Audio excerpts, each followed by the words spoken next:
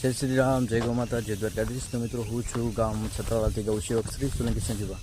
તો મિત્રો તમે જોઈ રહ્યા છો કે આપણો આ જીવદયાનો વગડો ગૌશાળા છત્રાલામાં તમે જોઈ રહ્યા છો કે આપણે બધા જીવોની સેવા કરીએ છીએ। અને મિત્રો આપણે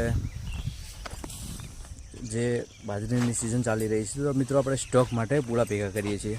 તો મિત્રો અત્યારના સમયમાં ઘણા લોકોને બાજરી બગડી છે, તો મિત્રો સાધન અત્યારે નરવા નથી હોતા અને મિત્રો આપણી ગૌશાળાના પણ મિત્રો સાધનની સગવડ નથી। તો મિત્રો જે આજની વાત કરું છું કે અત્યારે એક છત્રાલા ગામમાંથી એક ટ્રેક્ટર ભરીને 200 પૂળાનું દાન આવ્યું છે। તો મિત્રો તમે જોઈ રહ્યા છો કે આ ટ્રેક્ટર ઉતરવાનું ચાલુ છે।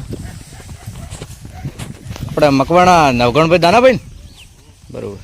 તો મિત્રો છત્રાલા ગામમાંથી 200 પૂળાનું ટ્રેક્ટર ભરીને આવ્યું છે। તો મિત્રો દાતાશ્રી છે 200 પૂળાના મકવાણા નવગણભાઈ દાનાભાઈ, તો તેમના તરફથી 200 પૂળાનું દાન આવ્યું છે અને ખુદ ટ્રેક્ટર લઈ ઉતારવા આવ્યા છે।